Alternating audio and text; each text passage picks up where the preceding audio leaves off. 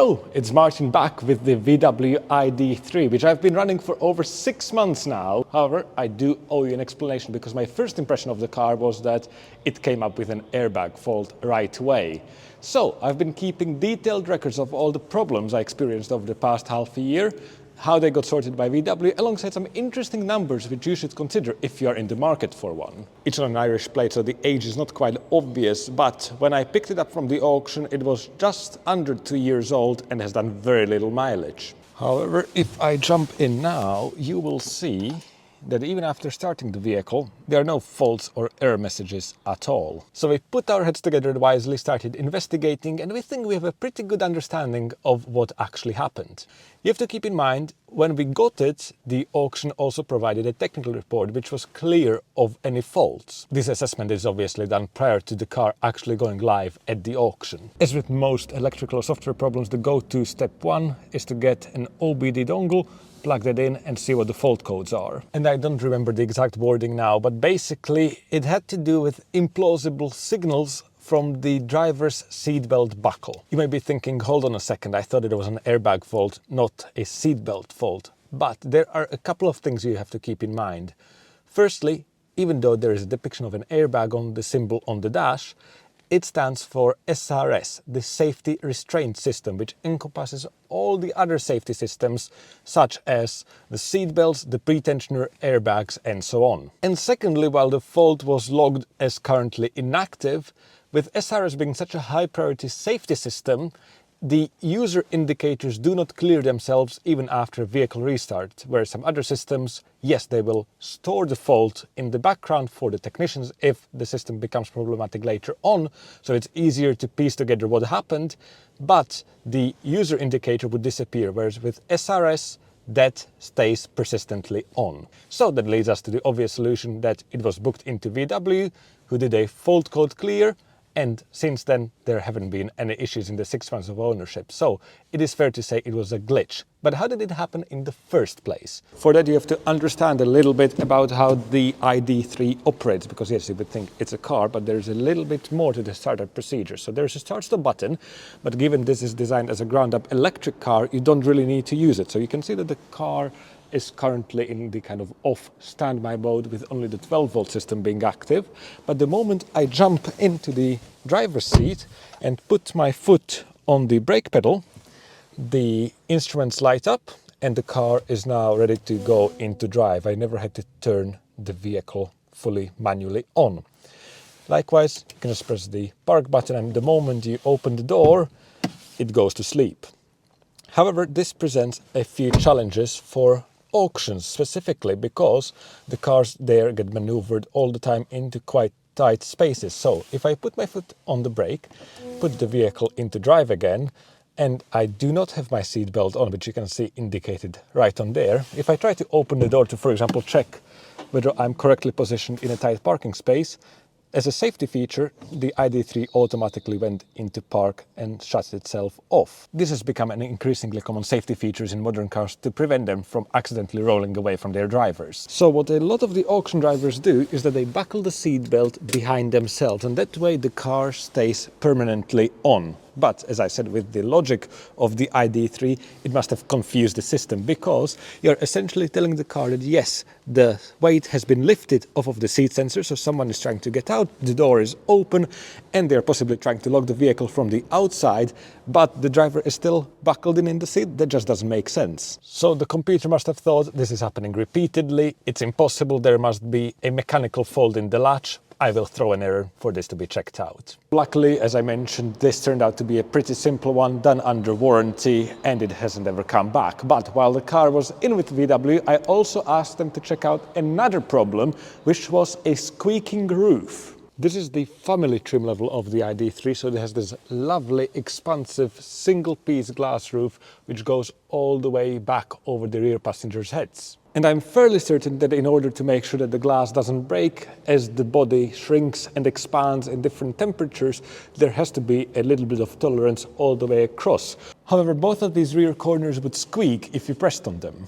Any squeaks or rattles are pretty difficult to capture on video, so I will insert a little clip in now with the volume boosted so you can understand what was happening.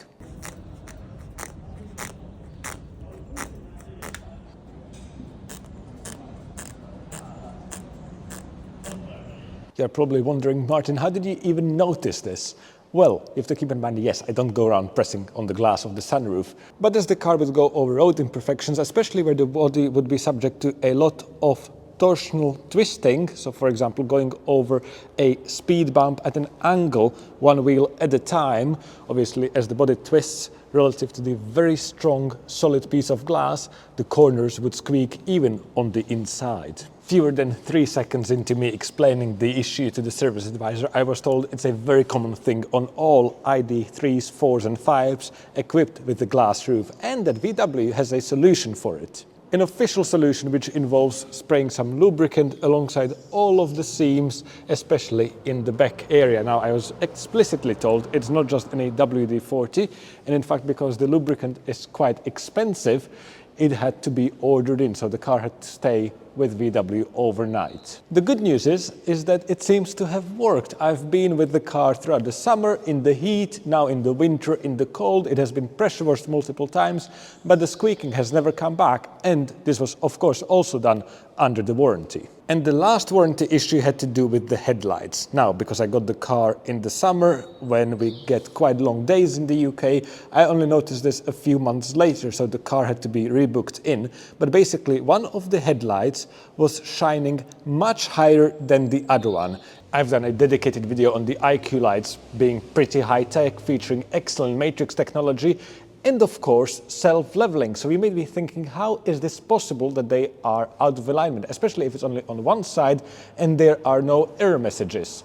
And that's because even self-leveling headlights have a degree of adjustment in them, and this goes for pretty much all manufacturers. To explain that, we need to pop the bonnet. When I first presented this to Arthur, he was quite concerned about whether the car was in a massive front-end shunt and someone just forgot to aim the headlight properly after it was replaced, but I was a little bit more calm. And that's because, like I explained in the aforementioned headlights video, these IQ lights have LED daytime running lights in the form of these stripes, which are prone to burning out. And because it's a single piece headlight, the entire cluster would need replacing to address that. But it's actually not what happened here, because if we look at the stamps on the headlight modules, they've been both manufactured in July of 2022, which aligns with the manufacturing date of the vehicle itself. And in fact, if we look at the engine bay as a whole, there's nothing to suggest anything malicious happened in the past. So I'm afraid I don't quite have the answer to this one. It may have just been forgotten in the factory and the previous owner never bothered to get it addressed, but it's all sorted now. I will shine a torch in here, so in case you're curious, you can see that there are 2 adjustment points for every headlight module, just using a standard hex driver to adjust the beam projection in both axes. So in terms of the leveling and also in the horizontal axis in left and right direction. The process is that the car gets put onto a glorified MOT bay with, I believe, a very precise amount of ballast on the inside to simulate a set load.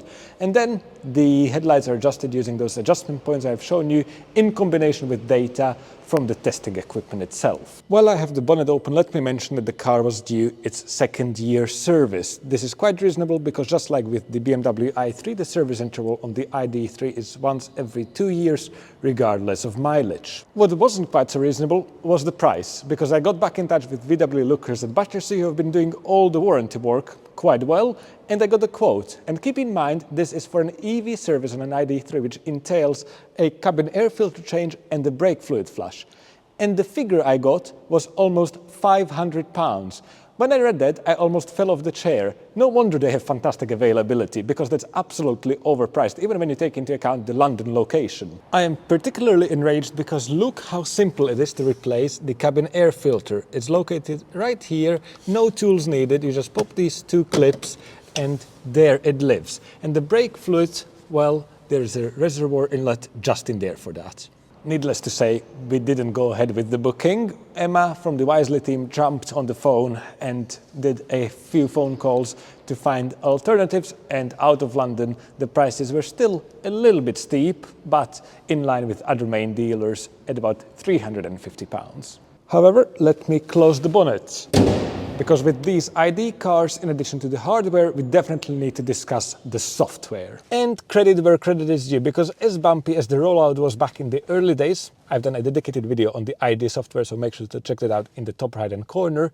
At least VW is committing to software updates, and they have now resumed the over-the-air capability in the UK. So, while I got the car delivered on software version 3.1, it is now a few versions later, including incremental updates to, for example, the drivetrain. Still not the latest 3.7, but at least there is progress. Unlike some other manufacturers who do claim they do over-the-air updates, but that's only to be able to put that in the brochure, whereas VW actually does updates. And this is not just to the head unit, but also to the drivetrain, which has, for example, improved supposedly efficiency and the smoothness of regen braking. Just a couple of last tidbits so you know what pricing to expect. The car only came with one key fob. Obviously, that's not VW's fault. I think we had the blade, but we needed the actual fob.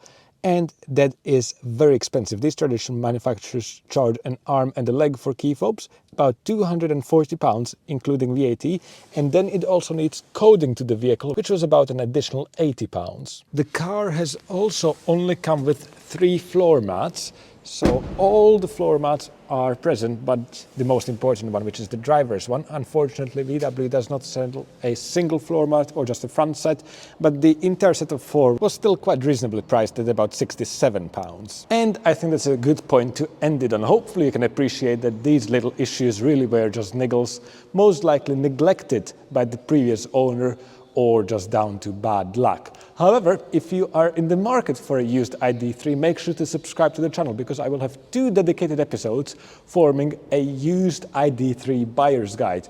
One focusing on the equipment and trim levels, because VW kept changing these massively throughout the years, and also on the common faults and problems to make sure you don't get stung with a massive bill if you are buying out of warranty. Thank you again for watching, and I will see you in the next one.